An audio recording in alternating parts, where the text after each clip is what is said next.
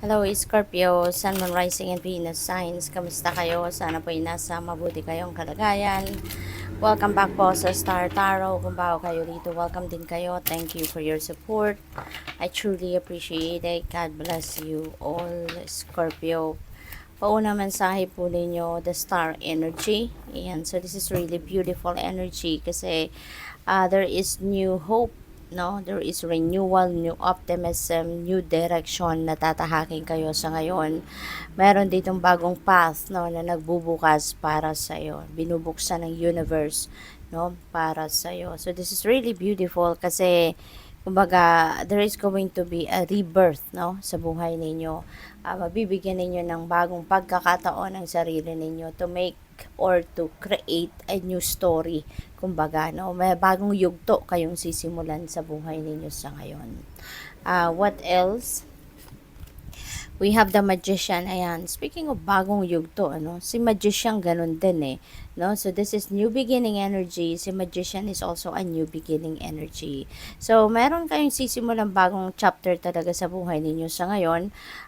Pero ito si Magician, this is towards achieving your goals. This is towards achieving your dreams, no?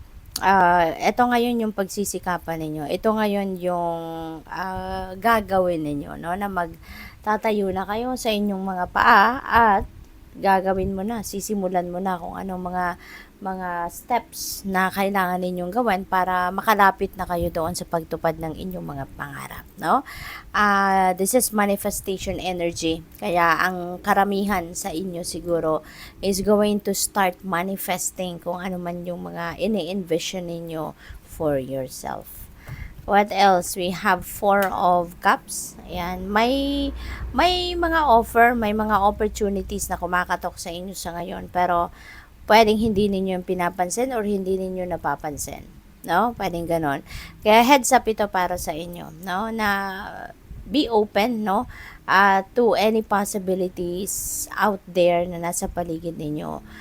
Be open to any opportunity na kumakatok sa inyo. Bigyan ninyo to ng panahon, bigyan ninyo ng pansin, no? Kasi you never know, baka ito na yung missing piece, 'di ba? Sa kung ano man ang pinagsisikapan ninyo, baka ito na lang yung kulang and you will be manifesting it na, hindi ba? Kung ano man ang oportunidad na to, no? So be open to it. Pakinggan ninyo, pansinin ninyo. Tignan ninyo muna bago ninyo totally i-disregard, no, or totally deadmahin, 'di ba? We have Two of Wands in reverse. Ayan. So, meron ditong pagkakansela, no, ng travel, pagkakansela ng plans. Maaaring meron kayo ritong, meron kayong mga plano, konkreto ng plano, pero for whatever reason, ititigil ninyo to or hindi na itutuloy, ipopostpone nyo na, no? Yung ganon. So, maaring merong ibang oportunidad na dumating, 'di ba? At mas 'yun ang ipa-prioritize ninyo kaysa doon sa dati na ninyong plano. So merong mga plans kayo dito na isasantabi nyo muna, no? Or totally talagang hindi nyo nagagawin, nagbago na ang isip ninyo, yung ganun. So what else? We have magic happens when you most expect it. Yeah, that's very true, 'di ba? Kasi kung ano yung hinuhope mo, kung ano yung inaasahan mo, kung ano yung lagi mong iniisip, eventually, yun talaga yung magmamanifest, no? Yun talaga yung maa-attract mo sa buhay ninyo. We have in balance. Ayan. So, that's good. No, that's good na siguro ang iba sa inyo sa ngayon, ibabalik nyo na yung balanse sa buhay ninyo and you're going to maintain the balance. So, mabuti, maganda yon kasi kapag may balanse sa buhay, ibig sabihin, wala kayong mga problema, 'di ba? Kung mayroong problema man, mabilis ninyong mahahanapan ng solusyon kasi nasa balanse kayo no? Nabibigyan ninyo ng panahon, oras, no, ang lahat. Kaya naaayos ninyong lahat yung ganun. Kaya that's really good, no, na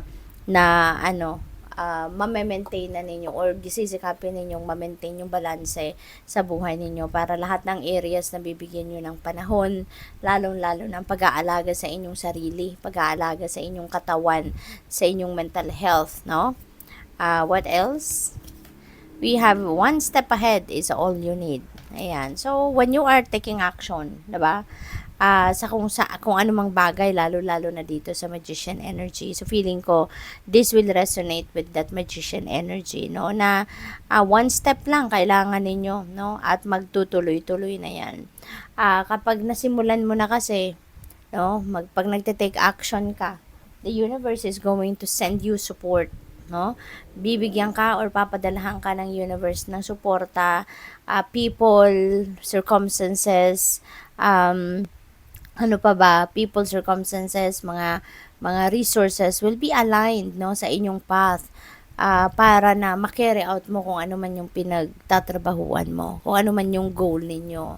Kaya one step forward, no, yun ang pinaka challenging, 'di ba? Yun ang unang-una dapat ninyong gawin, and kapag nasimulan nyo na yan, magtutuloy-tuloy na yan at maaring hindi nyo na yan tigilan hanggang sa makamit ninyo kung ano man yung goal ninyo. We have ambush fear with your ferocious dream. Ayan. So, ito yung maaaring gagawin ninyo sa ngayon. No? Kung dati, siguro, natatakot kayo, kaya nagpo-procrastinate kayo.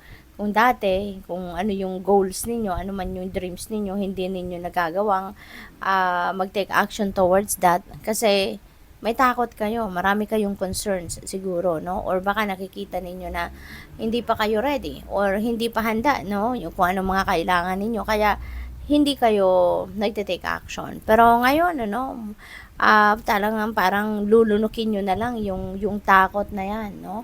At magpapakatatag kayo, mas pipiliin ninyong maging driven, maging determined, no? At tatanggalin mo na totally yung takot at ito na nga, magte-take action na kayo. So, good luck. Thank you for watching. Love and Light. Namaste.